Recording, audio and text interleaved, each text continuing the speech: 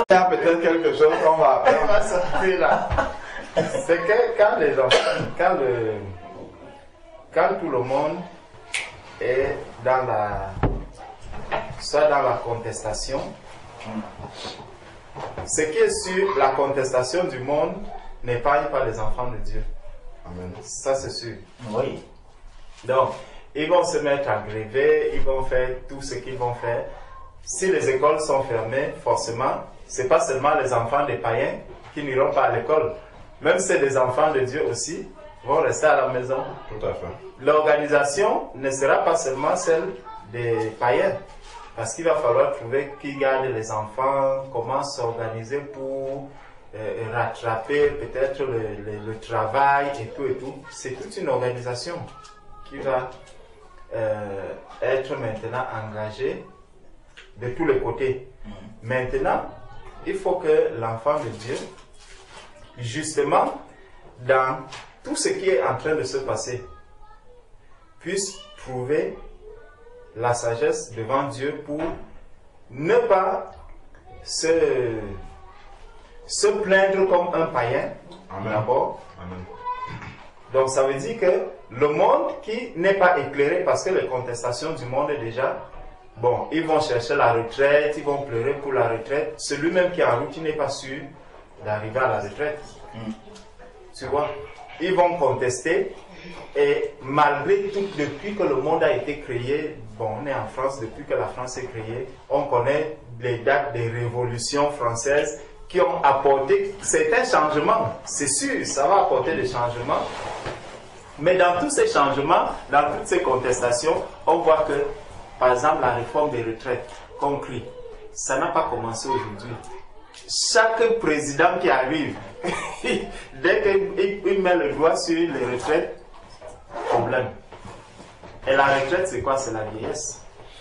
Et qui dit vieillesse, dit la mort. Et celui qui va déjà en retraite, au lieu de se préparer pour l'éternité, lui, il se prépare pour comment est-ce que je vais bien vivre après la retraite. Tu vois? Mais tout ça, bonjour ma soeur, sois bénie. Mais tout ça nous montre quand même que, en tant qu'enfant de Dieu, toi, quand les autres vont contester et tout, il faut maintenant pouvoir trouver un équilibre pour être ni une pierre d'achoppement aussi pour ton employeur, ni même pour tes enfants, parce que les enfants, il faut bien s'en occuper. Quand tu es un père de famille, ton épouse, il faut s'en occuper. Donc, l'organisation familiale ne doit pas être autant bousculée que ça. C'est pour ça qu'en tant qu'enfant de Dieu, tu dois prendre sur toi vraiment tout ce qui arrive pour que, autant mieux, madame soit à l'aise au travail, qu'elle a un travail en paix, que les enfants, s'il n'y a pas un endroit, que tu trouves un endroit où garder les enfants et que toi-même tu puisses arriver au travail, pas dans une heure qui va déplaire ou choquer l'employeur. Tu vois? Donc, ton sommeil déjà, tu l'oublies, tu vas subir la fatigue et tout et tout. Et c'est là où tu vas prier le Seigneur pour que le Seigneur te donne la force pour t'en sortir. Donc tu vois, tout ce qui se passe dans le monde, en fait, on est appelé à le subir. Mais il faut avoir le juste équilibre. Parce que dans cette situation aussi, tu peux dire, ah, moi mes enfants n'auront pas quelqu'un, je reste à la maison, je ne vais pas au travail et tout. Tu vois, ce ne serait pas un bon témoignage. Il ne faudrait pas que l'attitude que les païens vont adopter, un enfant de Dieu aussi adopte la même attitude. Soit tu te prépares avant, tu dis bon, je vais poser la journée. Maintenant, si tu es dans un service où tous les païens veulent poser la journée, qu'est-ce que tu fais? Si on te dit que non, le service doit fonctionner, tous les autres doivent pouvoir poser la journée. Et toi, tu dis bon, comme il n'y a personne, ce n'est que moi, l'enfant de Dieu ici, donc je dois subir. On est appelé à subir même plus dans ces moments, parce que le païen, lui, ne connaît pas le Seigneur, mais toi qui connais le Seigneur, tu dois montrer vraiment ta lumière dans ces moments. Et même ceux qui arrivent, pouvoir les motiver, les collègues qui arrivent, ils disent non, il faut supporter, il faut trouver un moyen pour que... Et encore que, ce qui m'étonne, quand tu entres par exemple dans le transport en ce moment, tu vois comment les personnes sont sur lesquelles elles n'arrivent pas à prendre. Mais dans le train, les gens adoptent une attitude égoïste. Dès que tu... Ah, non, c'est bon, c'est plein. Mais c'est plein. Pourquoi toi tu ne descends, tu n'es pas resté à terre? Et je me dis souvent, si je pouvais remarquer une seule personne et voir un peu le jour où le train est plein, comment cette personne se comporte, est-ce qu'elle va supplier ceux qui sont dans le train? Si on pouvait seulement avoir un visage comme celui-là, tu vois, et tu vas te rendre compte que l'être humain est vraiment mauvais dans son cœur. Donc, les grèves du monde et autres, forcément, les enfants de Dieu vont les subir. Hein. Et si on prend un exemple, si par exemple on ferme les stations essence quand il y a grève, ça va être très chaud. Ton véhicule n'aura plus de carburant, même la nourriture qui sera dans le supermarché, le prix va augmenter, l'inflation et tout ça. C'est pas seulement les païens qui vont subir, même les enfants de Dieu. Et là, il faudra apprendre à tirer profit des jeûnes qu'on a souvent fait pour dire, bon, maintenant ce n'est pas un jeûne, mais j'ai eu l'habitude de rester sans manger. Maintenant, comme la situation se présente et que je suis appelé à rester sans manger, bon, l'enseignement que j'ai reçu pendant les jeûnes va maintenant m'aider. C'est ça. C'est vrai que ce que le frère dit est important parce que la lumière de l'enfant de Dieu ne doit pas dépendre des circonstances. C'est-à-dire qu'on a un témoignage à donner en tout temps. Quel que soit ce qu'il y a en face, on ne doit pas se saisir de ces alibis-là comme les autres et faire comme les autres. Donc nous on doit toujours continuer à avoir cette... Par exemple, quand le Seigneur nous dit dans la parole d'être soumis à nos employeurs comme à lui-même. C'est ce qu'il dit dans Éphésiens chapitre 6. Ben, même s'il y a les grèves et qu'il y a des empêchements pour aller au travail, on doit, comme le frère dit, se débrouiller pour pouvoir continuer à honorer le rendez-vous, le contrat qu'on avait avec notre employeur, même si c'est difficile. On doit se débrouiller et arriver, travailler normalement, pas être dans... Parce que bon, quand les gens vont arriver, ils vont passer le temps à se plaindre et tout ça, bon, on va pas s'asseoir pour nous plaindre avec eux, faire ce qu'on a à faire, toujours. Il y a un verset ici dans Marc chapitre 9.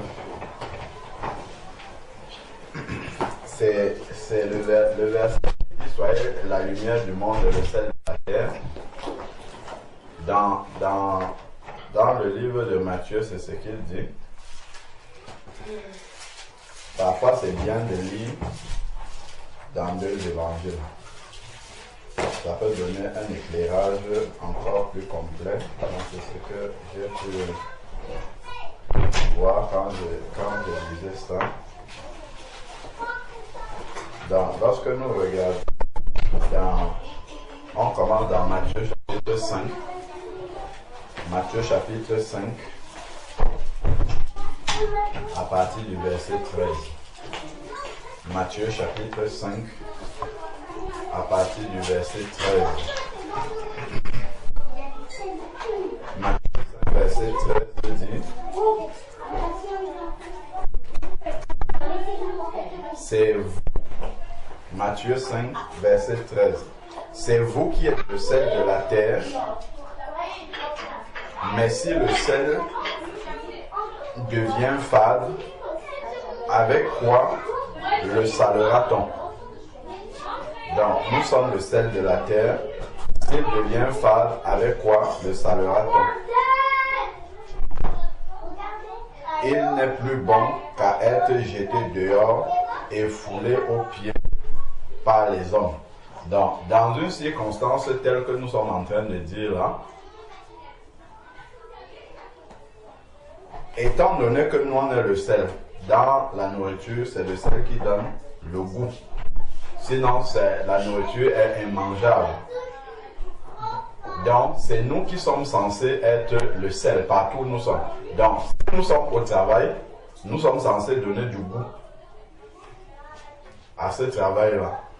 Bon, dans une circonstance comme le temps de grève, comment est-ce que nous pouvons donner du goût? C'est d'abord en étant nous-mêmes exempts de reproches par rapport à ce qui est en train de se passer. Et c'est nous encore qui devons être à genoux en prière pour le service. Tu vois, parce qu'un service où il y a un enfant de Dieu doit être différent d'un service où il n'y a pas d'enfant de Dieu.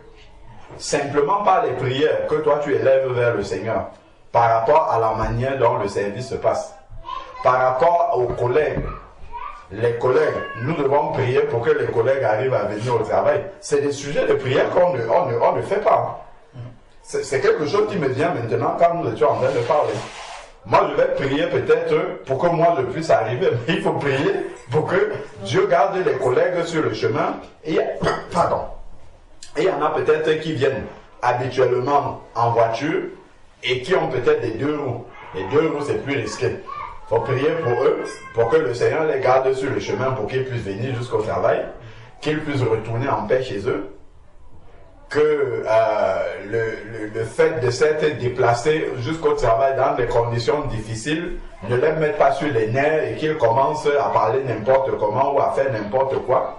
Nous, on peut par la prière, parce que bon, il y a peut-être, si on ne peut pas convaincre les gens en parlant, bon, en général, ça peut partir sur autre chose, mais en par la prière, on peut prier pour que la paix demeure, parce que bon, dans des circonstances comme ça, selon les positions des uns et des autres dans l'entreprise, les gens peuvent être plus ou moins sur les nerfs, tout ça. On doit être dans la prière. Si on prend les transports, par exemple, le sujet dont le frère parlait, où les gens sont égoïstes, ils sont déjà égoïstes comme ça, on peut prier quand même pour que le Seigneur permette qu'il y ait une certaine paix, parce que dans des circonstances comme ça, les gens se bousculent, un coup de poing peut vite partir, ça peut entraîner des dégâts. Donc, c'est nous étant le sel là qui devons commencer à prier. Si on ne peut pas raisonner les gens, parce que les gens sont fermés, au moins par la prière, Dieu peut étendre sa main et pouvoir permettre que les choses se passent normalement. Pourquoi? Parce qu'il y a un intercesseur, parce qu'il y a quelqu'un qui se tient à la brèche, parce qu'il y a quelqu'un qui est lucide. Quand il voit ce qui... Parce que derrière les grèves, là, qui est derrière? C'est Satan qui est derrière. Satan, il a toujours sa part à donner là-dedans. Donc, si maintenant un enfant de Dieu arrive dedans avec la tête baissée et qu'il fait aussi comme tout le monde, voilà, Satan va arriver à ses fins. Alors que l'enfant de Dieu, voilà, l'enfant de Dieu, lui, il est censé toujours, à chaque fois, quand il voit quelque chose en train de se passer, il prend du recul. Il prend du recul, il a une lecture spirituelle de ce qui est en train de se passer et il demande au Père quelle est lui sa part là, dans ce qui est en train de se passer.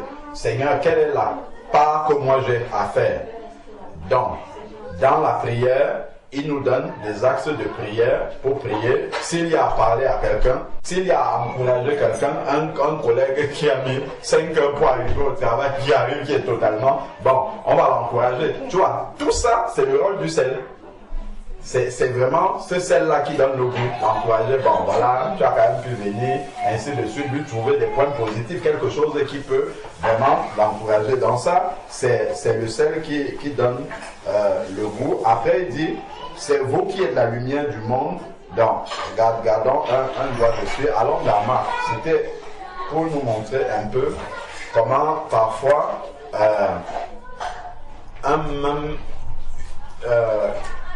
une même parole peut être présentée de manière complémentaire dans 2 évangiles et nous permettre de saisir vraiment la profondeur. Quand on regarde dans Marc chapitre 9, c'est également ce qu'il dit.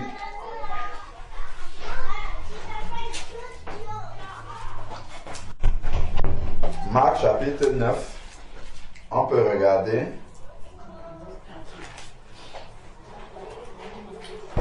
Marc chapitre 9.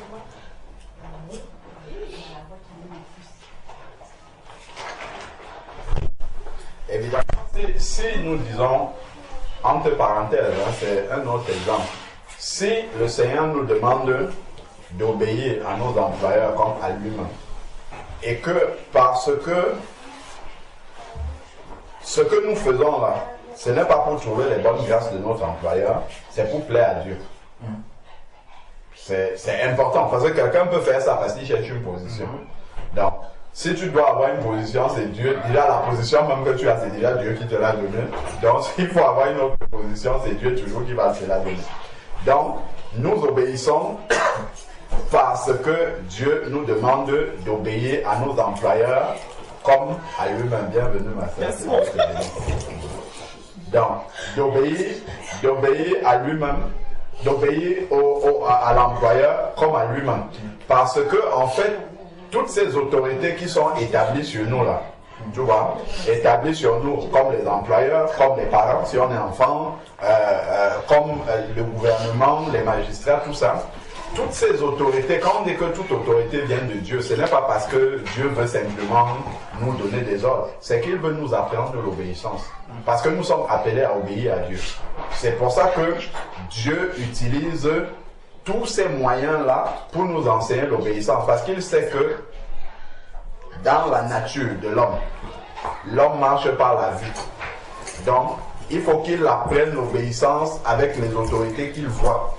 Pour pouvoir maintenant obéir par la suite à l'autorité qu'il ne voit pas, qui est Dieu. Donc si l'homme s'habitue déjà à obéir à ce qu'il voit, c'est pour ça que je ne sais pas, même les feux de signalisation, tout ça, ça c'est le premier niveau. Il n'y a pas le policier derrière un feu, mais toi tu respectes parce que le feu est là, tu le vois. Il passe maintenant au degré supérieur, là il va mettre maintenant les gendarmes et les policiers derrière, tu vois. Ça va encore t'apprendre un autre niveau parce que tu vois. Et maintenant, en obéissant à tout cela, quand tu vas lire dans la parole de Dieu, on va te dire, je ne sais pas, aime ton prochain, Dieu, et voilà, tu auras pris l'habitude de te soumettre. En fait, ça nous apprend à nous soumettre parce que bon, obéir aux autorités, ce n'est pas tout. Ça ne nous plaît pas toujours de pouvoir. Il y a des règles auxquelles se soumettre à ça, c'est plus embêtant qu'autre chose. Je crois qu'il y a des jours où on aimerait arriver au travail à midi et on passer notre journée à bien dormir. Mais quand tu sais qu'il faut arriver, je sais pas, à 9h, à 8h, tu vas te débrouiller pour arriver à 7h-là. Donc, comme on disait, ce n'est pas pour chercher une position, mais c'est pour obéir à la parole de Dieu parce qu'il nous demande d'être soumis à nos autorités. Bon, si nous obéissons maintenant comme ça à nos autorités, nous devons le faire aussi avec le Seigneur. Donc, par exemple, si tu as marché 2 heures de temps, tu as marché 2 heures de temps comme la sœur Solange a marché pour arriver au travail. Ou bien pour partir du travail. En tout cas, si elle a marché beaucoup, c'est parce qu'elle est venue au travail. Bon. Elle a marché 2h30 pour retourner du travail. Bon, en tout cas, c'est le fait qu'elle soit allée au travail là qui a entraîné qu'elle marche pendant 2h30. Si maintenant le Seigneur lui demande de faire quelque chose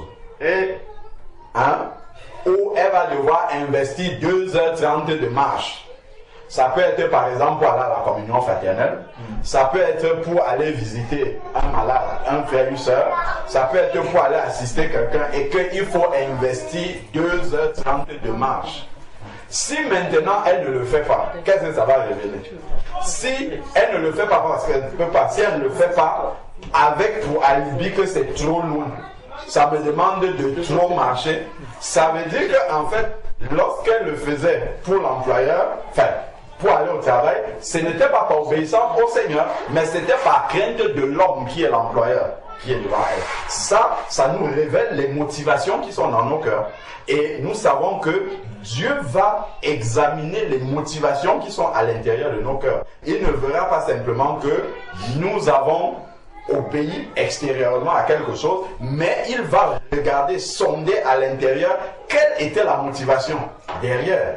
Donc, si maintenant il y a la neige, comme bientôt ça va arriver peut-être, ou la pluie, et que malgré la neige, la pluie, j'arrive à braver ça pour aller au travail, il faudrait que si Dieu me demande de faire quelque chose pour lui, quel que soit ce que c'est, si c'est pour aller prier pour quelqu'un, si c'est pour sortir évangéliser, si c'est pour, je ne sais pas, aller à la communion, avec ce même temps-là, que je puisse aussi braver de la... En fait, en réalité, en allant au travail avec ces conditions météo ou bien conditions de grève, tout ça, Dieu nous apprend à nous soumettre pour le jour où il va nous demander quelque chose qui est directement pour son œuvre. Amen.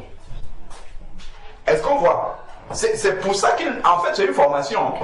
Quand il te demande d'obéir à ton patron, par exemple, c'est pour que le jour où il va te demander quelque chose, c'est pour ça qu'il nous forme. Sinon, en réalité, on se forme, on passe les examens blancs. Avec l'employeur, c'est l'examen blanc. Avec le Seigneur, c'est le vrai.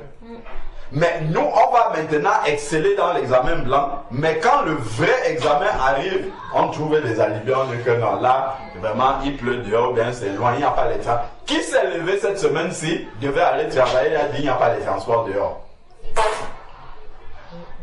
Chacun est en train de chercher quelle que soit la formule qu'il faut pour arriver au travail, même s'il doit se lever à 1h du matin pour commencer à marcher 3 heures pour arriver au travail, il va le faire. Mais ça, là où l'enfant de Dieu doit prendre un peu de recul et analyser, c'est de se dire que ce que je suis en train de faire là, ça ne doit pas être pour la motivation de ma fiche de paye.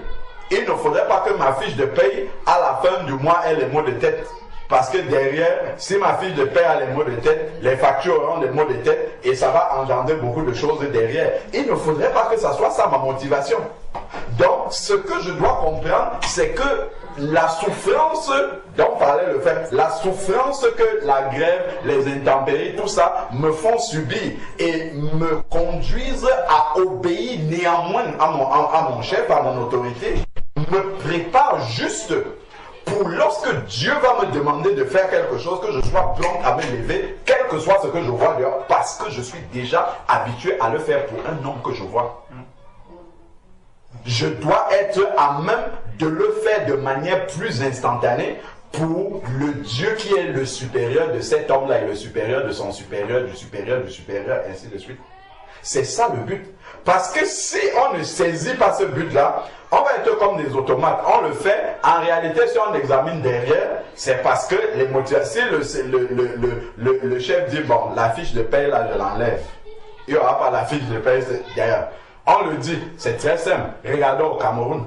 Je prends un exemple parce que c'est le pays, je le connais. Je sais comment ça marche. Vous voyez un fonctionnaire. Le fonctionnaire, il arrive au travail, il vient vers... J'ai déjà vu ça dans un commissariat où j'étais parti. Un fonctionnaire que j'attendais pour faire une carte d'identité ou bien pour me donner une autorisation, c'était pour l'acte de naissance. Le type, il vient à 11h, il dépose ses effets. Regarde, il est 11h, il arrive à 11h. Il dépose ses effets par causer. Il va, il fait les bureaux, il discute avec des gens. Après, il vient, il s'installe, pas à son bureau. Il s'installe devant le commissariat, il y a un banc comme ça, pour les gens normalement qui sont en attente d'être servis. Donc c'est celui qui sait qui vient s'asseoir là-bas, et une petite fille qui va les arracher le passe. Seigneur. J'ai dit, regarde comme ça, je dis Seigneur, ce n'est pas possible. Donc il appelle la petite, viens ici avec les arachides. Donc il achète les arachides, il est en train de manger un autre collègue, il lui propose les arachides, ils sont en train de manger. Il est venu à 11h, donc il n'est pas peiné qu'il est en retard. Si tu vas voir, peut-être ce fonctionnaire-là, tu vas à l'église évangélique, tu vas le voir en train de louer, en train de chanter, en train d'adorer le Seigneur. C'est un enfant de Dieu. Ancien. Je parle, peut-être, il est même peut-être né de nouveau. Hein. Ce n'est peut-être même pas un religieux. C'est peut-être quelqu'un qui est né de nouveau, vraiment, qui est là. Donc, après, tu vas voir l'autre à l'hôpital là-bas, le malade va arriver, le malade est en train de souffrir là. Il va te dire, si tu n'as pas d'argent, il ne prend pas soin de toi. Donc, tu vas lui donner de l'argent, il va mettre dans sa poche et là, il va commencer à te servir. Maintenant, si tu vas interroger un type comme ça, je laisse les païens de côté. Moi, je prends les enfants de Dieu. La petite soeur de Linda nous racontait une histoire. C'est un apôtre, je crois. Un apôtre. C'est ça. Voilà, un apôtre qui est parti dans un hôpital. Et il y avait des infirmières qui faisaient ce qu'on est en train de dire là. Et il a reconnu une des infirmières, qui est une sœur de l'église, dans une église où il était parti, qu'il avait vu déjà, dans une assemblée où il était parti, qu'il avait vu déjà. Et elle était en train de se comporter comme ses collègues qui font tout ce qu'on sait là, qui se passe dans les hôpitaux. Et après, qu'est-ce qu'il lui avait dit? Il lui a dit, mais c'est pas toi que je vois souvent à l'église. Voilà. Qu'est-ce que tu es en train de faire ici? Je crois que soit on était en train de négliger, soit la personne avec laquelle il était venu, et puis il lui a dit que, mais toi, pourquoi tu te comportes comme les autres ici? Et après, je ne sais pas ce qu'il lui avait dit, et la fille, elle a eu vraiment honte, parce qu'il a reconnu au milieu, c'était comme tout le monde. Donc, là, c'est pourquoi je donnais cet exemple-là. C'est que, si tu vas interroger maintenant celui qui est enfant de Dieu et qui fait ça, qui est au milieu de ses collègues, qui fait la même chose. Qu'est-ce qu'il va te dire? Il va te dire, au pays là-bas, on paye mal les fonctionnaires. Parfois, les fonctionnaires ont des arriérés de salaire. Quand il y avait eu la dévaluation là-bas, on a divisé le salaire des fonctionnaires. En tout cas, pour ma maman, je crois que beaucoup de fois, divisé par 2, ça n'a jamais augmenté. Le coût de la vie est énorme. Donc, pour lui, en fait, c'est une juste rétribution de tout ce qu'on a coupé là. Que l'État ne lui paye pas son salaire, on lui paye irrégulièrement, ainsi de suite. Donc lui, il se rémunère de la manière dont nous sommes en train de parler là. Le monsieur qui est venu à 11h, qui est assis là, qui appelle les arachides au lieu d'aller travailler, lui, quand il est assis là, il ne se pose pas la question, c'est qui est dans son esprit. Ce n'est pas il faut que je regagne mon poste de travail parce qu'il y a des gens qui m'attendent là depuis le matin. C'est qu'il se demande la journée si je vais rentrer avec combien. Parce qu'il faut que j'aille extorquer de l'argent à quelqu'un. Comment est-ce que je vais m'organiser pour avoir un peu d'argent pour rentrer, pour que ma femme mette la marmite au feu? Ça peut être juste, enfin, ça c'est compréhensible humainement. Mais pour un enfant de Dieu, ça n'a rien à voir. Tu vois, c'est un exemple juste par rapport à ce que je disais tout à l'heure, que si l'employeur enlève la fiche de paye, est-ce que la motivation, la sincérité, la droiture, vraiment le comportement de celle de la terre et lumière du monde, est-ce qu'elle va demeurer? Et ça va révéler quelle est notre motivation. Donc pour celui qui est enfant de Dieu au pays, comme on était en train de dire, le fait justement que l'État, c'est un peu une manière d'enlever la fiche de paye. On paye les gens irrégulièrement, c'est à moitié salaire, ainsi de suite. Le comportement que ça engendre derrière montre que, en fait, la motivation qu'il y a derrière, ben, c'est la fiche de paye. Et ça, nous devons donc faire attention en tant qu'enfants de Dieu aux motivations de nos cœurs. Parce que si la fiche de paye n'est pas là, si nous sentons que Dieu est Yahvé Jireh, nous devons croire qu'il est capable de nous nourrir, même si ce n'est pas par la fiche de paye, il va procéder autrement. Parce que nos circonstances, il les connaît. Donc c'est vraiment en ce sens-là que nous devons toujours prendre du recul. Parce que quelque chose qui peut paraître anodin comme ça peut avoir des enseignements profonds pour un enfant de Dieu. Devrait amener même un enfant de Dieu à s'interroger sur ses motivations, à réorienter ses motivations, à sonder son cœur pour voir vraiment ce qu'il y a comme motivation derrière. Tu vois? Donc, et ensuite, maintenant, on a lu Matthieu 5, nous étions dans Marc chapitre 9, au verset 49. Donc, pour ceux qui nous ont rejoints, on a commencé à parler un peu des grèves et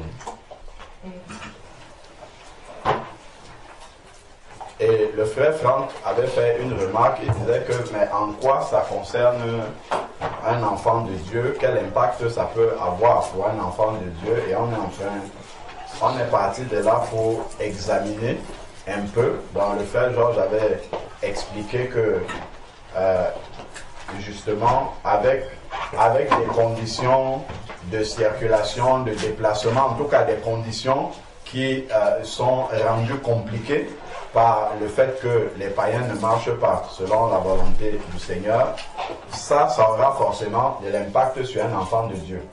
Et ce dont on était en train de parler, c'est que cet impact-là, même s'il y a les grèves, même s'il y a des perturbations, ça ne doit pas entacher la lumière d'un enfant de Dieu. C'est-à-dire que l'enfant de Dieu ne doit pas y trouver un alibi pour ne pas marcher selon ce que Dieu attend de lui. Il doit toujours, et en examinant, on voyait que, par exemple, l'enfant de Dieu, il y a des sujets de prière qui émergent à partir de là, parce que ça peut entraîner des tensions dans le travail, et ainsi de suite. Voilà, l'enfant de Dieu doit prier même dans les transports. Pour ceux qui arrivent à prendre des transports, il y a des sujets de prière qui émergent. L'enfant de Dieu doit prier pour que les gens, même s'ils ils ont fait des kilomètres, ont du mal à entrer dans les trains, ainsi de suite, prier pour qu'il y ait la paix entre les voyageurs. Au niveau du service, les gens se sont déplacés dans des conditions difficiles. Quand ils arrivent au travail, prier que les émotions ne prennent pas le dessus sur la convivialité, le respect l'un de l'autre, ainsi de suite. Donc, et que le service continue à tourner normalement, parce que nous sommes censés prier aussi pour le travail là où le Seigneur nous a mis. C'est au-delà bien sûr de la conversion des collègues qui sont là. Et puis l'autre côté aussi que nous étions en train d'examiner, nous sommes partis, je crois, dans Éphésiens chapitre 6 et Colossiens chapitre 3, qui nous dit que le Seigneur nous demande d'obéir à nos employeurs. Pour vous, c'est aux maîtresses et aux maîtres. Donc, le Seigneur nous demande d'obéir à nos employeurs comme à lui-même.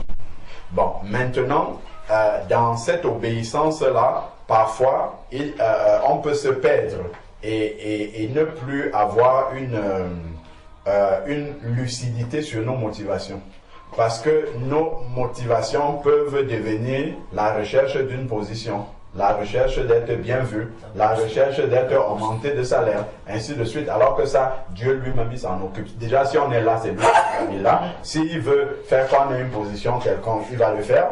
Et ce qu'on comprend, en fait, c'est que le fait de nous soumettre à toute autorité, que ce soit à nos parents, que ce soit au maître, à la maîtresse, que ce soit à notre employeur, que ce soit au gouvernement, tout ça, Dieu, il nous prépare à lui obéir. Il nous apprend la soumission. C'est ça. Et on doit comprendre que le but final, c'est que ça, l'obéissance à toutes ces autorités qui sont devant nous, c'est comme des examens blancs. Mais le véritable examen, c'est la soumission à Dieu lui-même, au final. Donc, il nous apprend à nous soumettre. Et comme Dieu sait que l'homme marche d'abord par la vue, il aura plus tendance à se soumettre. Si, par exemple, moi, je sais que moi, ça m'arrive, hein, si j'arrive au travail, par exemple, en retard, il y a un pincement, et c'est là que je le comprends, il y a un pincement que j'aurai dans le cœur de voir que le responsable est déjà là. Plutôt que si je viens et qu'il n'y a personne, je serai à l'aise alors que le Saint-Esprit est installé là, bien, et il me voit aussi. Et je devrais avoir plus peur de ça que du responsable que j'ai vu. Et ça, le fait que naturellement ça se passe comme ça à l'intérieur de moi, ça montre qu'il y a quelque chose encore à travailler sur les motivations. Donc, et ça montre que l'homme obéit d'abord naturellement à ce qu'il voit. Et Dieu le sait. C'est pour ça que Dieu a mis ces autorités là d'abord.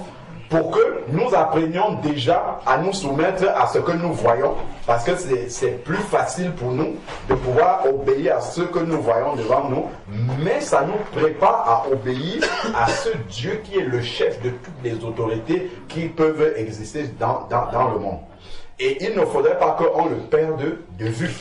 Donc, on était en train de dire, je crois, la sœur Solange est partie. La sœur Solange a marché près de 2 heures. 2 heures combien? 2h30 en rentrant du travail, un des jours de grève. Bon. Ce qu'on était en train de dire, c'est que, bon, elle a marché près de 2h30. Parce qu'elle s'est rendue au travail, ça a entraîné qu'il a fallu qu'elle marche 2h30 à cause des grèves. Ce qu'un enfant de Dieu doit faire, c'est de prendre du recul par rapport à ça.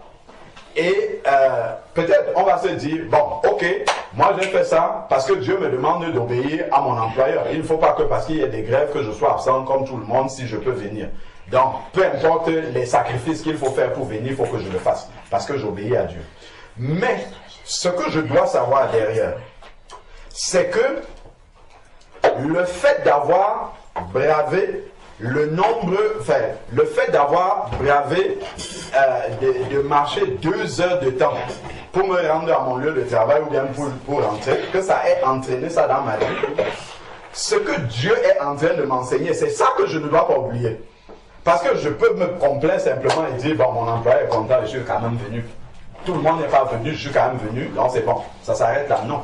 Je dois comprendre que ce que Dieu est en train de m'enseigner là, c'est un examen blanc en fait. Il faut pas, parce que quand j'ai fait ça, je peux me dire que ah, ça c'est le véritable examen. Non, c'est l'examen blanc. Dieu est en train de me former pour que le jour où il va dire, maintenant, sœur Solange, comme tu avais marché là pour 2 heures de temps là, pour aller à ton travail, 2h30 là. Maintenant, je t'envoie pour aller prier pour un malade là-bas qui est à 2 heures. Il faut que tu marches 2 heures. Il ne faut même pas que tu dises, Seigneur, c'est trop loin. Ou bien, tu dois aller à la communion fraternelle. Aujourd'hui, il n'y a pas de transport. Il faut que tu y ailles. Que tu commences à dire, Seigneur, toi-même, tu vois que la A est fermée, la B aussi ne circule pas, ainsi de suite. Est-ce que le matin, quand tu te lèves pour aller au travail, tu ne te poses pas cette question? Chacun est en train de regarder les combinaisons, comment il va faire pour arriver. Et ça, l'enfant de Dieu doit comprendre que c'est une formation en fait. Pour le jour où Dieu aura besoin de toi, quelque part, que tu sois prêt, que tu sois déjà formé à braver tout ça, que tout ça là soit comme ce que tu te dises, tu te rappelles que si j'avais fait ça pour un employeur humain que je vois, ben, à plus forte raison pour mon Dieu. Mais cette analyse-là, souvent, on l'a fait. Au contraire, le jour où le vrai examen va être là, je ne sais pas moi, il faut sortir pour aller prier pour quelqu'un, il faut sortir pour aller faire un travail du Seigneur, évangéliser, ou bien il faut venir à la communion fraternelle quand je regarde aïe à la neige dehors. Non, vraiment, même Dieu comprendra. Mais sauf que je ne peux pas dire ça avec mon employeur que je vois.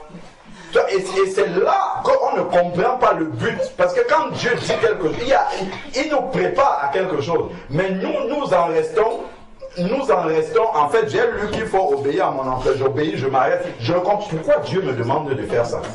Dieu, il est en train de me préparer à quelque chose de plus important.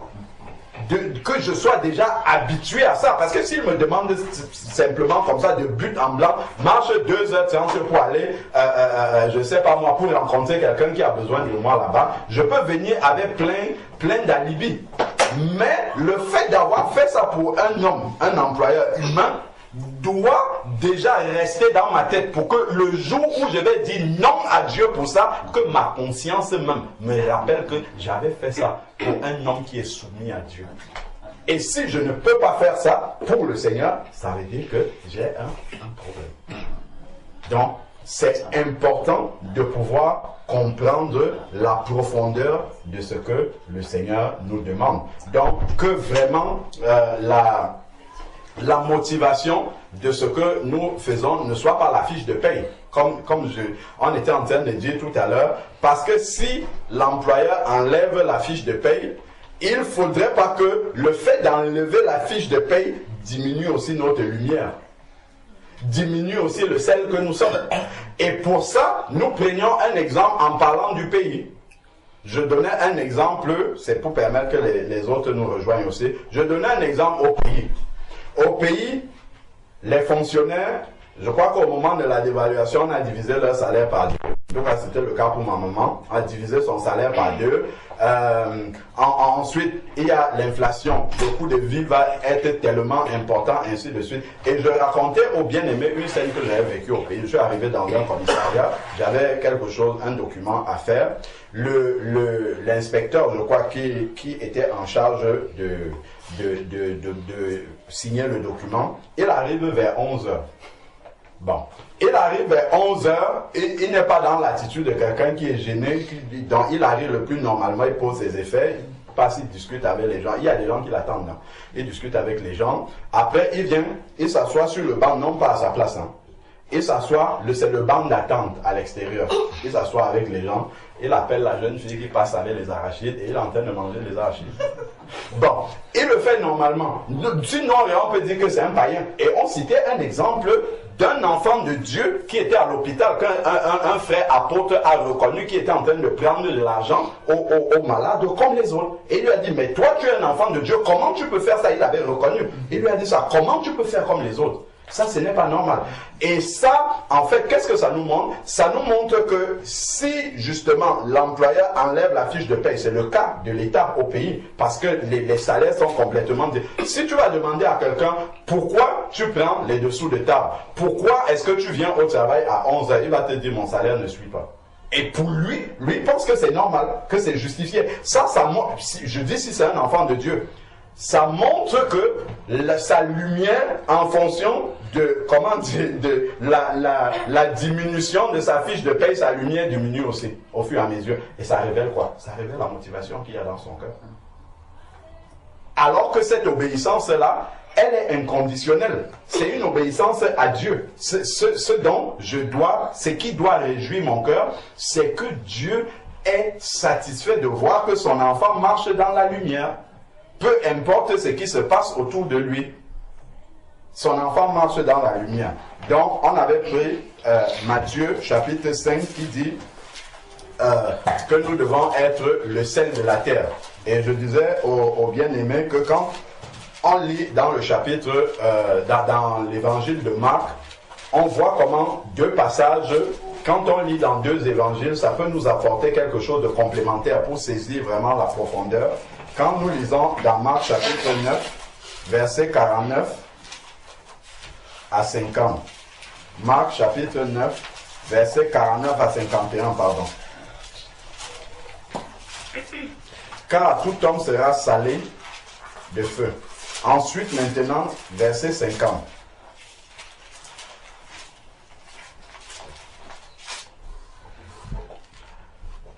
Le sel est une bonne chose. Mais si le sel perd sa saveur, avec quoi l'assaisonnerez-vous? Ça, Matthieu 5 dit aussi la même chose. Mais regardons le verset 51. Il dit, ayez le sel en vous-même et soyez en paix les uns avec les autres.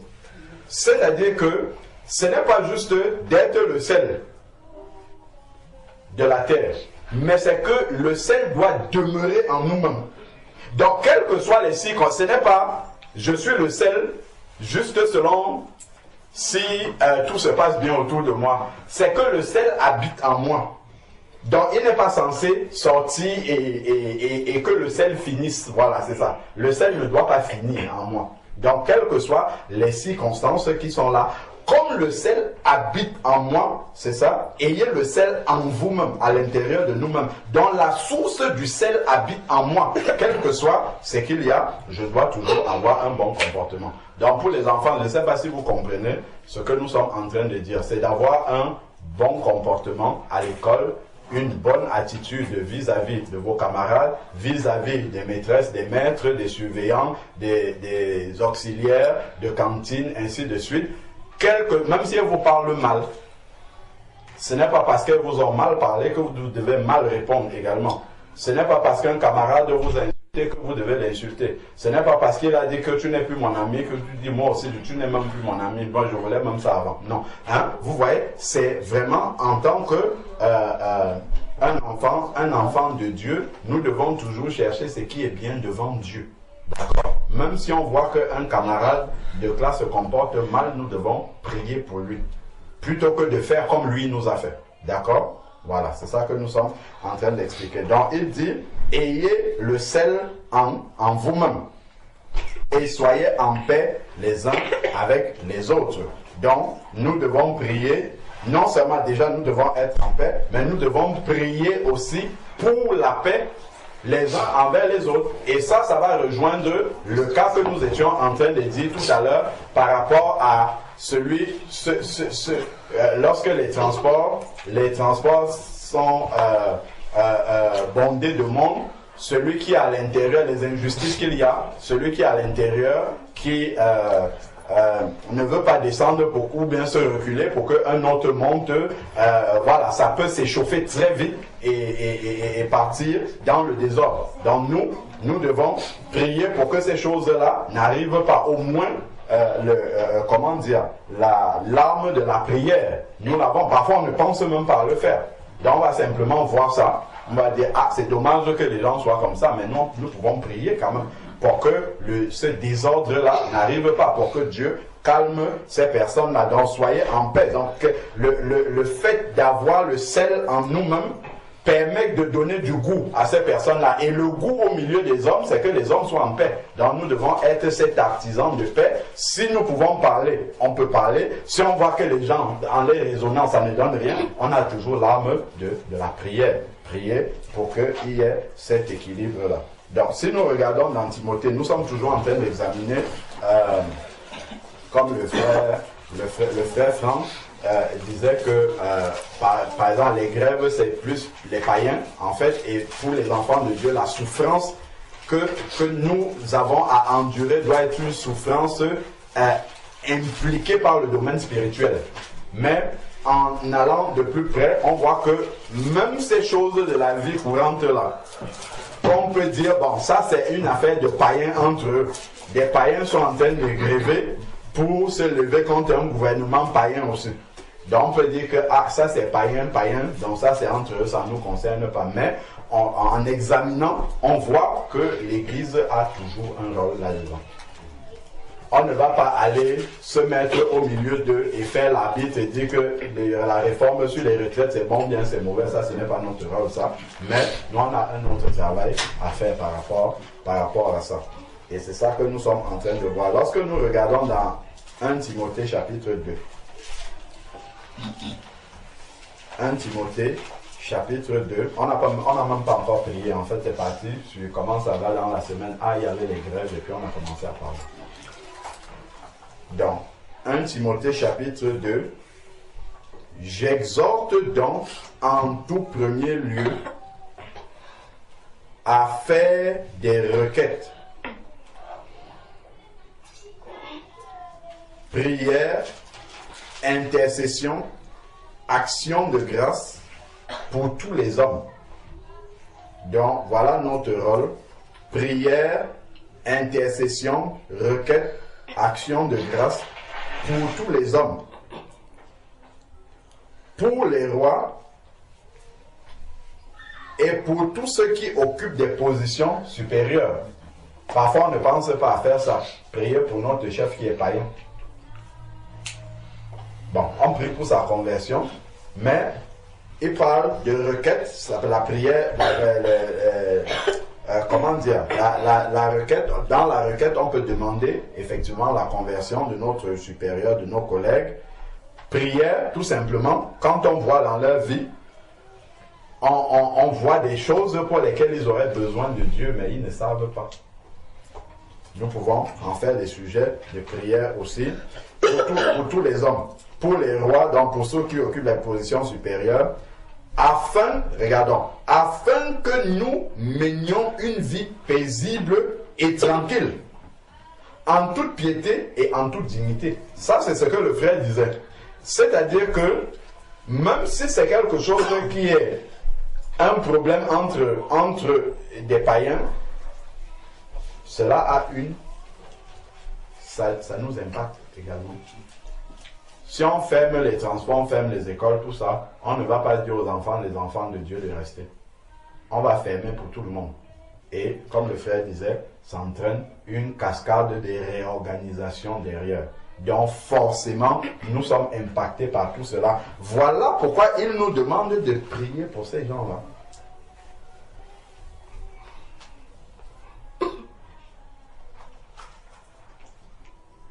Donc, par rapport à la grève, nous avons des sujets de prière, puisque ça nous impacte.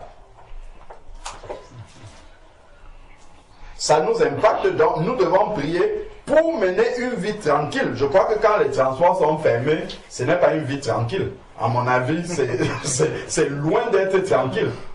très loin parce que ça chamboule beaucoup de choses qui sont déjà très organisées dans notre vie. Ça perturbe beaucoup de choses. Donc, ça vient ôter une part de tranquillité. Ça vient diminuer notre paix aussi.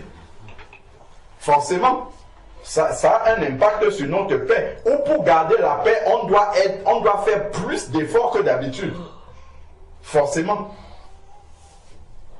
Parce que même le fait que les gens autour de nous soient sur les nerfs et tout ça, ça vient entacher notre paix. Ça nous amène encore davantage à aller plus dans la profondeur pour puiser et être dans la paix. Donc forcément, tout cela a une incidence sur nous. Et ce que Dieu, lui, nous recommande, c'est d'être dans la prière.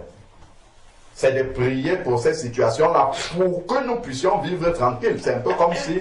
je crois qu'il y a un passage, je ne sais pas si c'est dans Jérémie, c'est comme si le dessein de ces personnes-là, le nôtre quelque part, vu qu'on est au milieu d'eux, il y a des choses que nous partageons, des choses terrestres, que nous partageons dans, comment dire, dans, je ne sais pas si, c'est pas dans le dessein, mais il y a des choses, des impacts, voilà, qui sont à la fois pour eux et pour nous également. Eux, ils n'ont pas d'armes. Leur arme, c'est de descendre dans la rue, de ne plus aller au travail, et ainsi de suite. Mais nous, on a une autre arme, c'est la prière. C'est de prier. C'est de prier pour que la justice de Dieu puisse s'établir. Ce n'est pas forcément de prier pour ce qui nous arrange, que la droite ou la gauche ou l'extrême gauche ou l'extrême droite aille au pouvoir, mais c'est de prier pour que la justice de Dieu puisse s'établir, même si ce n'est pas en notre faveur. Donc tout ça a forcément un impact sur nous. Ce qui se passe dans la société autour de nous a forcément un impact. Je crois qu'il y a un autre texte qui parle de ça également. Je crois que c'est dans 1 Pierre.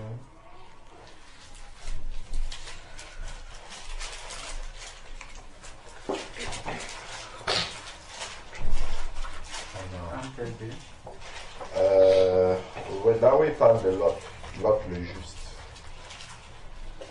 Dans 1 Pierre. 7. 1 Pierre. 2, 7. 1 Pierre. 2, chapitre 2, verset 7.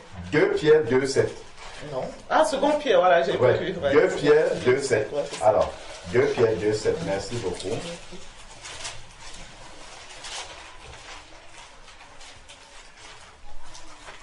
C'est pas ça? Oui, non, si. C'est ça. Alors.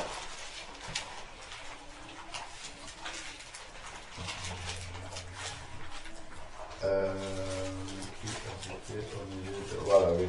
Dans 2 Pierre 2, 7, lorsque nous regardons ce qui est dit, il y a juste quelque chose. On peut prendre la partie du verset 5. 2 Pierre, chapitre 2, verset 5.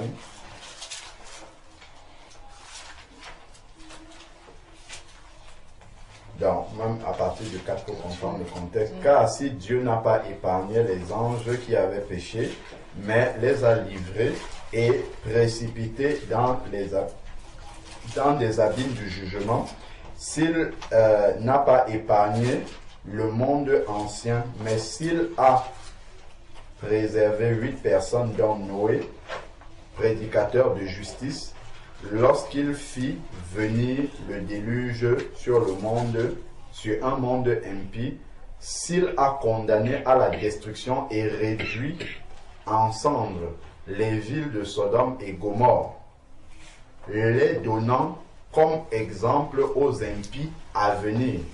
Mais s'il a délivré Lot le juste, profondément affligé par la conduite déréglée de ces criminels.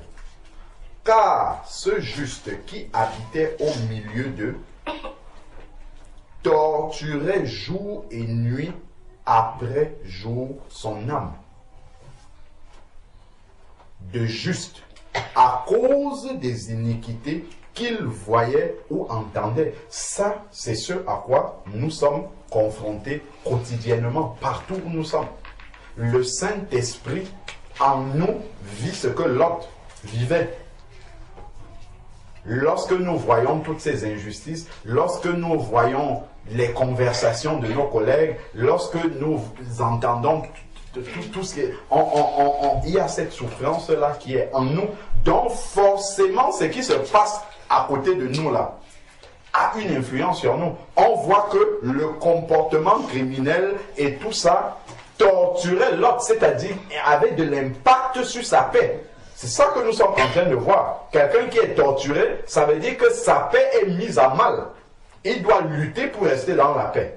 Donc, nécessairement, nous ne pouvons pas dire « Ah, ça là c'est une affaire de païen. » Donc, on n'a pas notre part là-dedans. Notre part, c'est vraiment de nous mettre à genoux et de prier pour eux. Prier vraiment pour que la lumière de Dieu vienne. Le premier sujet de prière, je crois que le frère l'avait soumis dans la semaine. Des gens sont en train de marcher, ils sortent pour aller marcher pour les retraites. On peut venir dans les bousculades là, quelqu'un tombe, on le piétine, il meurt. Je crois que sa retraite là, même s'il a bien lutté et que finalement ça change, il ne va jamais bénéficier. Sinon peut-être ses héritiers vont bénéficier de ça. Mais il ne va pas bénéficier de cette retraite. Il lutte pour une retraite, il n'est même pas sûr qu'il va rentrer en paix chez lui. Il n'est pas sûr qu'il va rentrer en paix. Mais il est en train de lutter pour quelque chose. Or, le frère parlait dans la semaine de la vie éternelle. Là, c'est sûr que tu ne vas pas louper le rendez-vous de la mort. Là, c'est certain. Tu peux ne pas atteindre la retraite, mais la mort, ça, c'est sûr que tu auras un jour rendez-vous avec la mort. Donc, il vaut mieux aller marcher s'il y avait à marcher pour bien préparer sa mort et être du bon côté, plutôt que d'aller marcher pour la retraite où tu n'es pas sûr même de pouvoir atteindre cette retraite-là. Donc, prions pour que Dieu ouvre les yeux, justement, de nos concitoyens avec lesquels nous vivons, qui ne connaissent pas Dieu, afin qu'ils comprennent qu'il y a des rendez-vous qui sont vraiment plus importants pour lesquels on doit se donner plus de mal que pour la retraite. Il y a des, des choses qui sont beaucoup plus certaines que la retraite. La retraite, c'est peut-être que oui, peut-être que non. Mais là, le rendez-vous avec l'éternité, là, ce n'est pas peut-être. Là, c'est certainement oui. C'est sûr qu'il y aura rendez-vous avec l'éternité. Donc, la question est plus sérieuse de préparer son éternité plutôt que d'aller revendiquer tout ce qui est revendiqué là. Dans le verset 9, nous sommes toujours dans 2 Pierre 2. C'est donc que le Seigneur sait délivrer de l'épreuve les hommes pieux.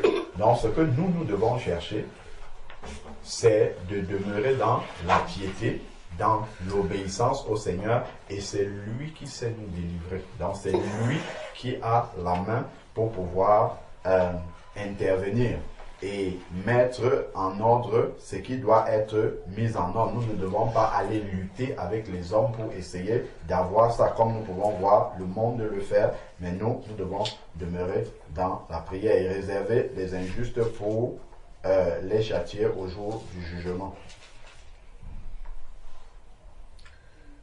Donc, je finis sur le verset 10. Ceux surtout qui, dans un appétit de souillure, recherchent les plaisirs charnels. Bon, là, il parle du jugement éternel. Donc, c'était simplement pour montrer un peu comment tout ce qui se passait à Sodome et Gomorrhe avait un impact immédiat sur la paix de Lot. Et donc, forcément, nous aussi, nous subissons la même chose. Et voilà pourquoi le Seigneur nous demande de prier pour ces autorités-là, pour que nous puissions mener une vie tranquille. Parce qu'en menant cette vie tranquille-là en toute paix, ainsi de suite, ça nous permet d'avoir vraiment une paix sans trop lutter. Et en ayant cette paix-là, nous sommes plus, nous sommes dans de meilleures conditions pour pouvoir accomplir ce que Dieu attend de nous. Amen. Nous voyons vraiment tous ces impacts-là, tous ces impacts qui peuvent avoir dans notre vie par rapport à ce que nous vivons. Amen. Amen. Amen.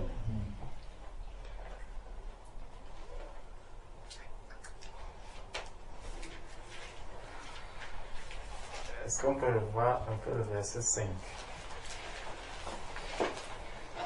Le verset 5 nous dit, s'il n'a pas épargné l'ancien monde.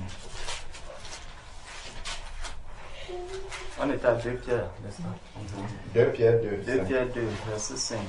S'il n'a pas épargné l'ancien monde, mais s'il a sauvé Noé, lui 8e, ce prédicateur de la justice.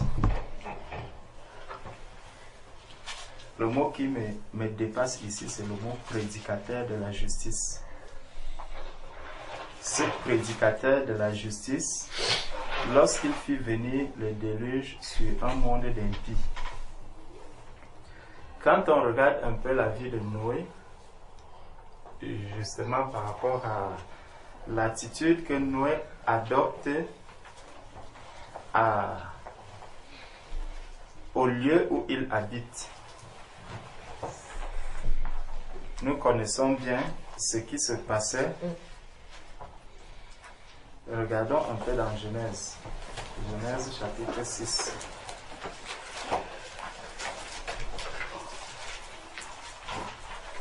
Genèse chapitre 6.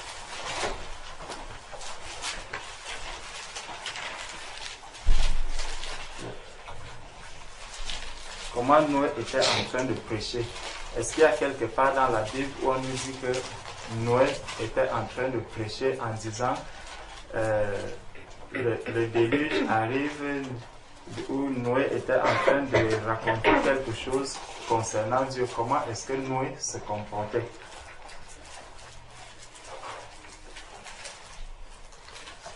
Dans Genèse chapitre 6, nous dit, lorsque les hommes eurent commencé à se multiplier sur la face de la terre et que des filles leur furent nées, les fils de Dieu virent que les filles des hommes étaient belles et ils en prirent pour femmes parmi toutes celles qu'ils choisirent. Alors l'Éternel dit, mon esprit ne restera pas à toujours dans l'homme, car l'homme n'est que chair et ses jours seront de 120 ans. Les géants étaient sur la terre en ces temps-là, après que les fils de Dieu furent venus vers les filles des hommes et qu'elles leur eurent donné des enfants. Ce sont ces héros qui furent fameux dans l'Antiquité. L'Éternel vit que la méchanceté des hommes était grande sur la terre. La méchanceté des hommes était grande sur la terre. Et que toutes les pensées de leur cœur se portaient chaque jour uniquement vers le mal. Regardons ce qui se passe aujourd'hui. Si les hommes grèvent, c'est parce qu'ils estiment qu'il y a des injustices, c'est parce qu'ils réclament des choses. Et si tu réclames quelque chose, c'est parce que tu estimes que cela, c'est ton dû, c'est ton droit, tu as droit à telle ou telle chose. Donc, ils vont se mettre à réclamer. Mais, en même temps, quand celui qui réclame, tu réclames quelque chose à l'État, tu dis oui, non, je ne veux pas travailler plus longtemps, ce n'est pas juste. De la même manière, toi qui es en train de réclamer, quand tu te retrouves dans un train, tu vois, derrière toi, il y a de l'espace et où 2 ou 3 personnes peuvent encore entrer, mais tu te mets à la porte, tu dis non, le train est déjà plein. Est-ce que ça, ce n'est pas une injustice? Donc, on trouve l'injustice chez l'autre, mais chez moi, on ne voit pas l'injustice. Ce que je réclame à l'État, c'est peut-être grand parce que ça touche tout le monde. Mais ce que moi je suis en train de faire à mon petit nouveau va toucher 1 ou 2 personnes. Imagine que celui à qui tu empêches d'entrer aussi dans ce train-là, qu'il ait ses enfants, peut-être qu'ils sont malades, on l'a appelé lui disant que mon enfant est malade, et cet enfant, il n'y a personne qui s'occupe de lui. Toi, tu vas simplement, parce que tu as un rendez-vous, tu dois aller prendre un pot avec quelqu'un. Est-ce que tu connais réellement la situation de celui que tu laisses là à terre? Donc, le mal, en fait, il est tellement grand et chacun exprime aujourd'hui c'est l'égoïsme, vraiment, c'est ses propres intérêts, c'est ça. Chacun cherche vraiment ses propres intérêts. Quand tu vas entendre quelqu'un, ah non, moi j'ai déjà beaucoup travaillé, il faut aussi que je me repose. Pourquoi les autres ont pris ma retraite? Pourquoi quand moi je travaille, c'est pour nourrir les autres, il faut aussi que je prenne ma retraite, que je puisse me reposer. On voit que l'homme n'arrive pas à se sacrifier. Le mal est à tous les niveaux aujourd'hui. Donc, s'il fallait faire des grèves en cascade, l'État aussi doit gréver pour ceux, par exemple, qui volent les ascédiques, qui volent la CAF. L'État aussi doit pouvoir gréver contre eux.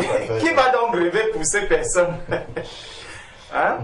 L'État aussi doit se lever et dire, bon, d'accord, vous grévez qu'on veut rallonger votre temps de retraite. Nous aussi, on va gréver parce que vous volez la CAF, parce que vous faites ceci. Toi qui es en train de gréver pour la retraite, peut-être que tu en fais aussi partie. Donc, c'est à tous les niveaux et le Seigneur dit, l'Éternel dit que la méchanceté des hommes était grande sur la terre et que toutes les pensées de leur cœur se portaient chaque jour uniquement vers le mal. L'Éternel se repentit d'avoir fait l'homme sur la terre et il fut affligé en son cœur. Et l'Éternel dit, j'exterminerai de la face de la terre l'homme que j'ai créé, depuis l'homme jusqu'au bétail, aux reptiles et aux oiseaux du ciel, car je me répands de les avoir faits. Mais Noé trouva grâce aux yeux de l'Éternel.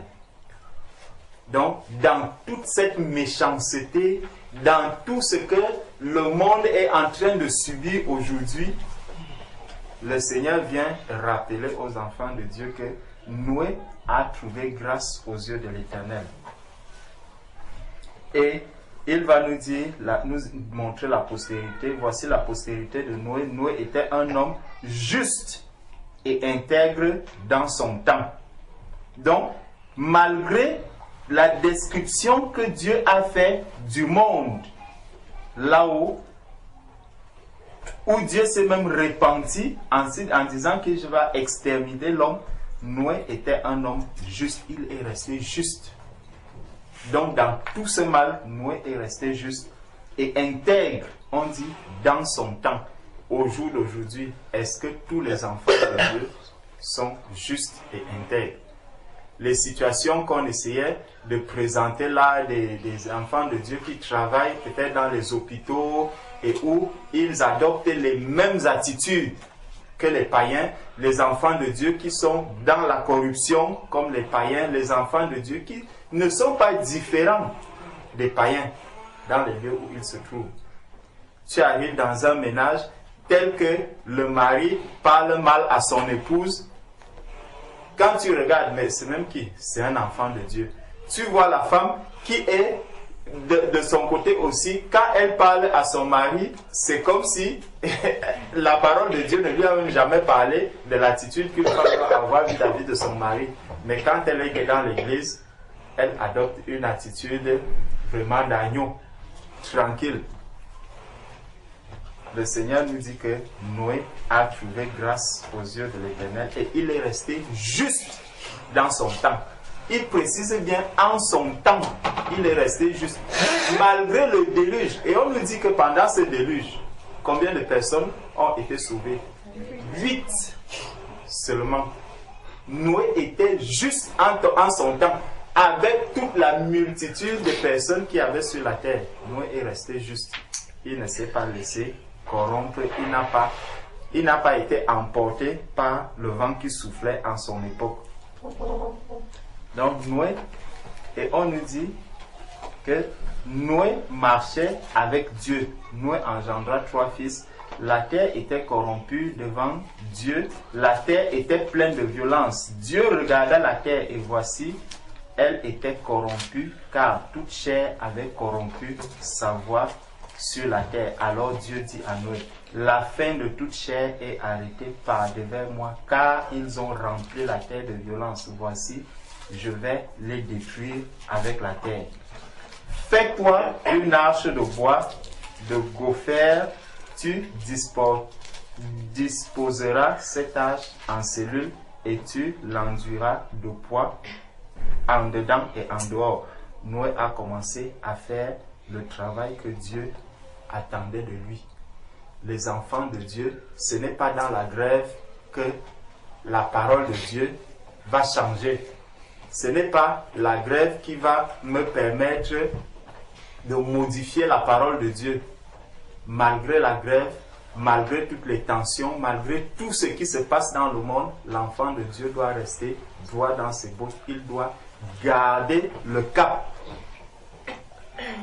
Garder le cap, parce que le Seigneur même a dit que dans les temps de la fin, beaucoup de choses vont se passer pour que les enfants de Dieu soient distraits, pour que les enfants de Dieu commencent à s'assoupir, commencent à adopter des attitudes qui ne les préparent pas, qui ne les préparent plus au ciel, ni à l'enlèvement, mais où on va se tourner à comment je vais même faire demain pour faire ceci, comment je vais faire cela. Non.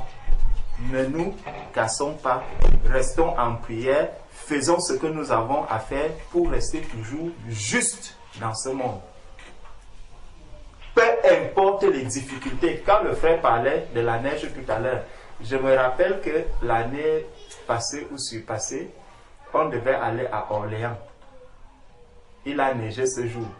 Et on a dit, voilà, le Seigneur même n'a pas été d'accord qu'on aille à Orléans. Et on avait annulé ce voyage. Effectivement, il n'y avait pas de train. Effectivement, entrer, mettre la voiture sur la route, c'était vraiment risqué. Mais est-ce que, en tant qu'enfant de Dieu, cette neige devait nous arrêter?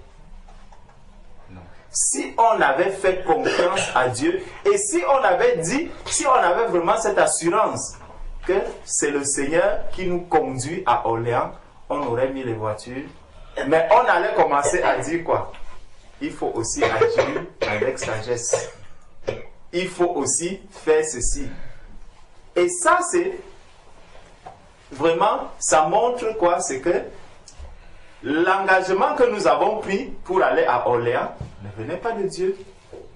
Parce que si c'est Dieu qui nous a dit aller à Orléans, même avec la neige, on serait parti, on serait arrivé à Orléans, faire le travail qu'il fallait faire, et en rentrant, on allait rentrer en paix, dans de bonnes conditions, et arriver et donner ce témoignage, le Seigneur allait se glorifier.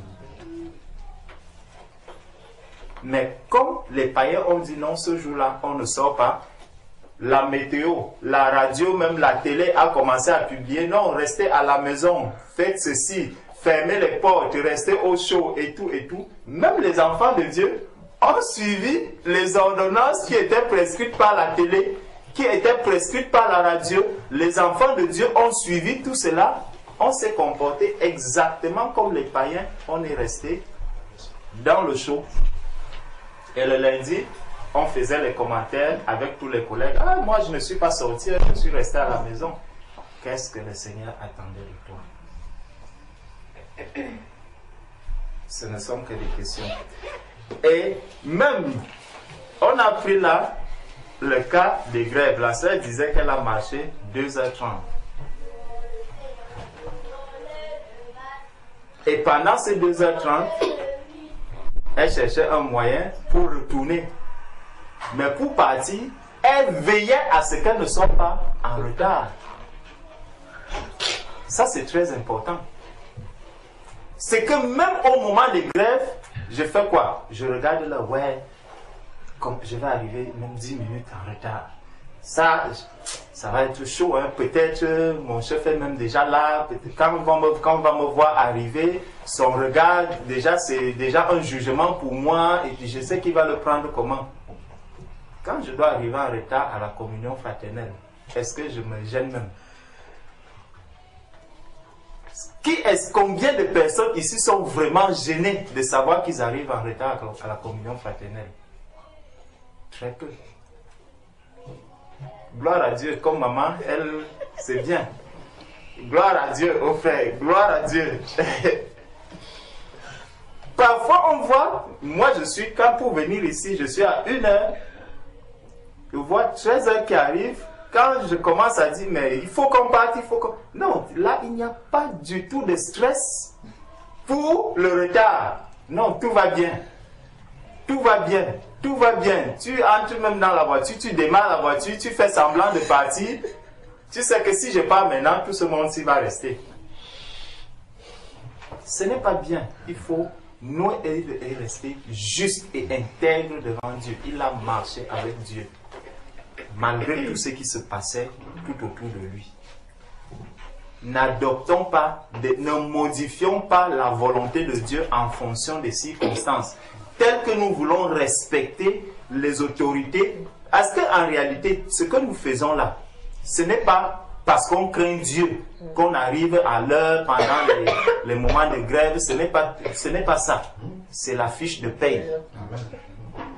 Ça, c'est sûr et certain, c'est la fiche de paie. S'il y a 100 chrétiens qui vont dire, non, moi j'ai essayé, c'était à 80, c'est pour la fiche de paie. Il n'y a que peut-être 20 qui avaient conscience que c'est parce que je dois servir Dieu. Et ça, vraiment, les motivations de notre cœur, non, c'est de l'hypocrisie devant Dieu. C'est de l'hypocrisie. Il faut vraiment prier le Seigneur pour ne pas modifier la volonté de Dieu en fonction des circonstances qui sont au-devant de nous. C'est la même chose qui s'est passée avec Lot. Lot aussi, la parole de Dieu nous dit toujours dans 1 Pierre 2 que le frère a appris tout à l'heure, 1 Pierre 2 au verset... C'était 2 Pierre, n'est-ce pas? C'était 2 Pierre 2 verset 7. Au verset 7, il dit, et s'il a délivré le juste Lot, Lot, quand on lit dans Genèse 19, on va voir Lot, rien ne nous montre qu'il est juste, mais ici on lui donne un qualificatif, on nous dit, s'il a délivré le juste Lot, profondément attristé de la conduite de ces hommes sans frein dans leur dissolution. Il était profondément attristé. Donc il voyait tout ce qui se passait autour de lui, mais il était profondément attristé dans son cœur. Profondément attristé. Tu vis dans Sodome et Gomorrhe. Aujourd'hui, on est dans un monde où il y a les mêmes choses qui se passaient à Sodome et Gomorrhe. Mais quand tu vois tout cela, comment est-ce que tu es à l'intérieur de toi? Quand tu traverses des couloirs ou quand tu es dans un métro, tu vois les affiches avec des femmes qui sont nues, peut-être des sous-vêtements qu'on publie et tout. Tu regardes, tu dis, ah, vraiment, elle est belle, hein? La parole de Dieu nous dit que Sodome et Gomorrhe, Lot y était, mais il était profondément attristé dans son cœur. Donc quand il voyait tout cela, il était mal. Moi, enfant de Dieu aujourd'hui, comment je me comporte? Ne pensons pas que c'est seulement pour les hommes. Même une sœur, quand elle voit ça, ça doit l'attrister. Ça doit attrister même une sœur. Mais une sœur qui va, ah vraiment, moi aussi, il faut même que j'achète ça, hein, c'est beau pour mon mari, ce sera bien pour ceci. Non, ça ne doit pas être comme ça. Que ce soit une sœur ou un frère, quand tu vois ça, ça doit t'attrister dans le cœur de savoir que c'est à ceci que l'être humain est déjà réduit. On a besoin de faire ça pour vendre. Donc on chosifie l'être humain que Dieu a créé. C'est lui qui est devenu comme ça, c'est lui qu'on présente comme ça, c'est lui qu'on expose, qui est devenu un objet d'exposition. Ce n'est pas seulement pour les hommes. Pour les hommes, ça va engendrer autre chose et tout, mais même pour la femme, son cœur doit être attristé parce que l'autre ici, c'est le juste. Les enfants de Dieu sont justifiés. Donc tous les enfants de Dieu qui sont justes doivent être profondément attristés de la conduite des hommes, de ce qu'ils voient. Quand je regarde les trucs que j'entends et tout, ça doit attrister profondément notre cœur. Et on voit l'attitude de l'autre quand ceux qui sont venus le voir pour le faire sortir. L'autre, regardons un peu dans Genèse 19, comment l'autre avait réagi. Genèse 19, à partir du verset... Normalement, c'est à partir du verset 6. On va bien lire pour comprendre. Les deux anges arrivèrent à Sodome vers le soir, et Lot était assis à la porte de Sodome. Quand Lot les vit, il se leva pour aller au-devant d'eux et se prosterner la face contre terre. Puis il dit, voici, mes seigneurs, entrez, je vous prie, dans la maison de votre serviteur et passez-y la nuit. Lavez-vous les pieds, vous vous lèverez de bon matin et vous poursuivrez votre route. Non, répondirent-ils, nous passerons la nuit dans la rue. Mais Lot les pressa tellement qu'ils vinrent chez lui et entrèrent dans sa maison. Regardez déjà, ces hommes veulent rester, passer la nuit dans la rue. Lot connaît là où il est, la ville dans laquelle il se trouve, les choses qui se passent dans la rue, la nuit. Lot les connaît.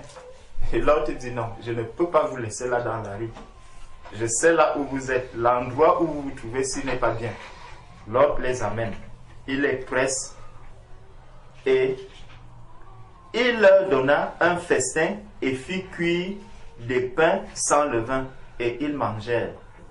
Ils n'étaient pas encore couchés que les gens de la ville, les gens de Sodome, entrèrent dans la maison. Ouais, ils étaient dehors et c'est dans cette rue-là qu'ils voulaient rester. Quand on passe la nuit, tu vois les prostituées placées. Quelle attitude je vais adopter? Ah, regarde ces filles, qu'est-ce qu'elles font comme ça? Ça doit être un sujet de prière. Que ce soit pour les frères, que ce soit pour les sœurs, ça doit être un sujet de prière. Toutes ces personnes que nous voyons dans les rues.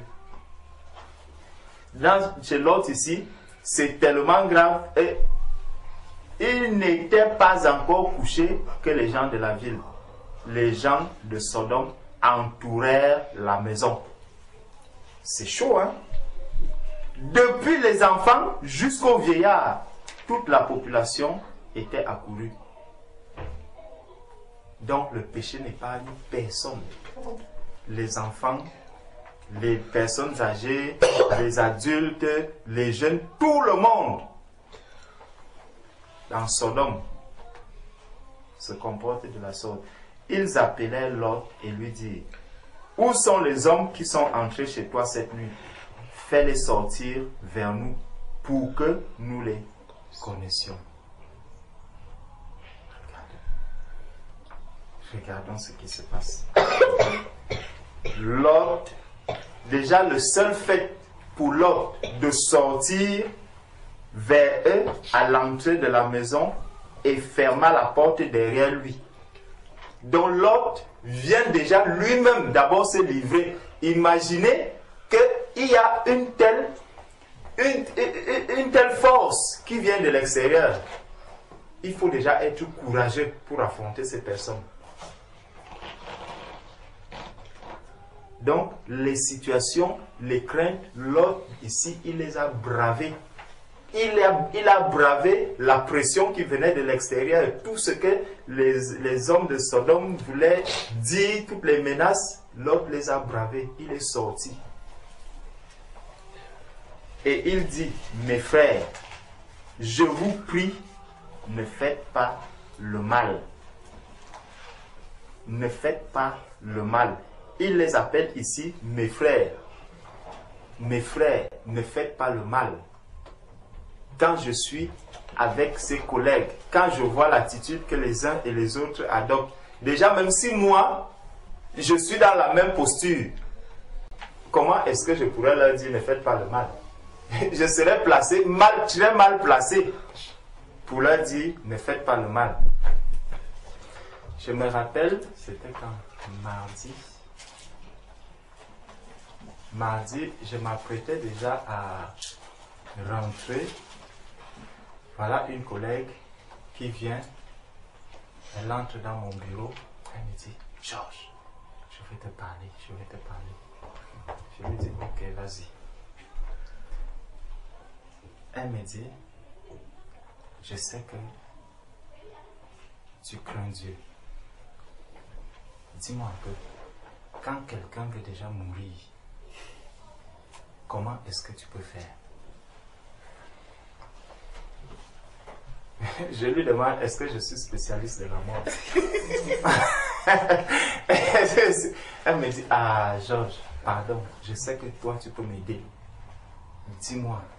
Je lui demande pourquoi. Elle me dit, parce que j'ai mon beau-père qui est en fin de vie.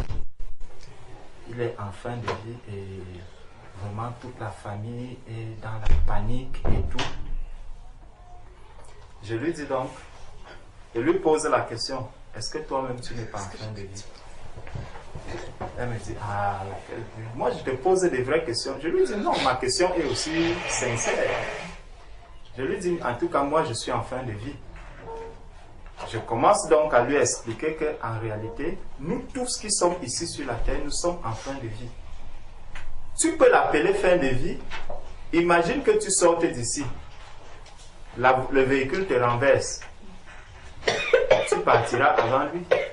C'est à lui qu'on viendra annoncer la nouvelle de ton décès, n'est-ce pas? Donc tu vois que tu étais en fin de vie bien avant lui. Je lui dis, il ne faut pas se tromper sur ces choses. Je lui dis, chaque personne qui est sur cette terre doit s'apprêter à quitter aussi cette terre. Et nous nous comportons sur la terre comme si on allait rester sur la terre. Voilà pourquoi il y a ces craintes. Au moment où on voit quelqu'un couché dans un lit d'hôpital, je lui dis, il y a des personnes qui ont déjà passé 10 ans dans les hôpitaux, toujours en réanimation, tubée et tout et tout. Est-ce que pendant 10 ans, il n'y a pas de personnes qui sont mortes sur la terre? Je lui dis, plein, comme ça. Donc, au lieu de pleurer cette personne qui est en train de partir, pleure d'abord pour toi-même. Est-ce que tu es prêt à rencontrer Dieu aujourd'hui? Je lui demande, est-ce que tu es prêt à rencontrer Dieu là où tu es là? Je lui dis, moi, je suis prêt. Si je meurs aujourd'hui, je t'assure, moi je suis prêt à mourir. Je suis même pressé de partir parce que je sais là où je vais. Mais toi, il faut te préparer. Prépare-toi à rencontrer Dieu. Tu montes, tu descends, tu vas rencontrer Dieu. Toute personne qui est ici sur la terre, personne ne peut te dire comment il a fait pour atterrir sur la terre. Et tel que tu as atterri sur cette terre, tu ne sais pas aussi comment tu quitteras cette terre. Je veux dire, ça c'est le mystère de Dieu. Mais Dieu nous donne à nous tous qui sommes ici la possibilité de demander pardon pour les péchés que nous commettons sur la terre. Et si tu mets ta vie en règle devant Dieu, tu n'auras plus peur de la mort. Je lui dis donc, la peur que les personnes manifestent tout autour de lui et que lui-même manifeste, c'est parce qu'il n'est pas prêt à rencontrer Dieu. Ce n'est que ça. Si vous voulez régler le problème de cette personne, il faut que la personne demande pardon pour ses péchés. Et lorsqu'il aura sincèrement demandé pardon pour ses péchés, peut-être lui-même va vous dire, laissez-moi tranquille, je vais partir en paix. Je suis prêt à partir. Elle me dit, bon, je lui dis oui. Il faut que la personne demande pardon pour ses péchés. Et que tous ceux qui sont là aussi puissent connaître la vérité par rapport à notre venue sur la terre, pourquoi nous sommes sur la terre, et que chacun de nous sache qu'il va partir. Si nous le savons, je lui dis, même là où on travaille ici, vous n'allez plus voir les injustices. Vous n'allez plus voir les gens qui s'insultent. Vous n'allez plus voir des commérages autour des collègues et tout, parce que chacun sera en train de se dire, je peux partir de la terre à tout moment. Je lui dis, tout ce que nous vivons ici, c'est parce qu'on ne sait pas que on va partir, on peut quitter. Et j'ai fini en lui prenant l'exemple d'une femme de chez nous qui est vraiment très bien gradée, mais qui un jour était tombée. Je lui ai dit, c'est une grande, elle est bien très haut gradée dans la société, mais un jour, elle est tombée et c'est son assistante qui est venue la réanimer. Massage cardiaque et tout. On a appelé le pompier. Je lui dis, la mort ne connaît pas le grade. Tu peux être la femme de ménage qui vient ici, elle peut te sauver toi. Seulement par son massage. Mais est-ce que tu peux avoir de la considération pour elle? Parce que c'est un être humain. Je lui dis non. C'est des personnes qui sont très mal payées ici. Très mal payées. Et c'est pour ça qu'on ne va pas les considérer. Aujourd'hui, on va considérer quelqu'un parce qu'il a un diplôme, parce qu'il est cadre de ceci, parce qu'il est directeur. Mais ce directeur, la mort ne connaît pas le directeur. La mort ne connaît pas le président. La mort ne connaît personne. La mort attaque l'être humain. Que tu sois jaune, blanc, noir, tout ceci, tu vas affronter la mort. Donc, quand j'ai fini de lui parler comme ça, elle m'a dit vraiment merci beaucoup parce que tu m'as beaucoup aidé. J'ai dit ok, gloire à Dieu. On est sortis ensemble, j'ai éteint dans le bureau, moi je suis rentré à la maison. Donc c'est pour nous dire que dans tout ce que nous faisons, là où nous sommes, il faut toujours et toujours que l'on sache que nous sommes appelés à vivre dans la lumière. Comme Lot était juste dans Sodome et Gomorrhe, il était le juste et Dieu lui a dit qu'il a trouvé grâce. Dieu lui a fait grâce. Donc, vraiment, c'était juste pour nous amener à comprendre que tout ce qui se passe là autour de nous ne doit pas venir changer quelque chose dans l'attitude que nous avons en tant qu'enfants de Dieu. Les bouleversements que le monde va connaître. Même quand il y a un tremblement de terre, il y a ceci. La seule chose que je dois savoir, c'est que je suis un enfant de Dieu. Même dans le tremblement de terre, je reste un enfant de Dieu. Pendant les grèves, je reste un enfant de Dieu. Quand il y a la neige, je suis un enfant de Dieu. La question c'est, qu'est-ce que Dieu attend de moi? Il n'a pas dit que va évangéliser quand il fait beau ou quand il ne pleut pas. Non. Si le Seigneur t'a dit, allez prêcher la bonne nouvelle, il n'a pas mis de conditions, de temps. Si le Seigneur a dit, allez à la communion fraternelle, toi-même tu as accepté, lorsque on envoie le message, voilà, la communion fraternelle commence à 14h. Dis que dans ton cœur, décide que non, Seigneur, moi je ne suis pas là à 14h, je serai là à 15h. Respecte l'heure que tu auras donnée avec le Seigneur. Prends cet engagement toi-même avec le Seigneur. Si tu sais que dimanche prochain, je serai là à 16h, viens à 16h. Mais sois sincère avec ton Dieu. Il ne faudrait pas que les circonstances de la vie viennent modifier le comportement que Dieu attend de toi. En toutes circonstances, gardons les regards fixés sur le Seigneur. C'est aussi ça. Amen. Amen.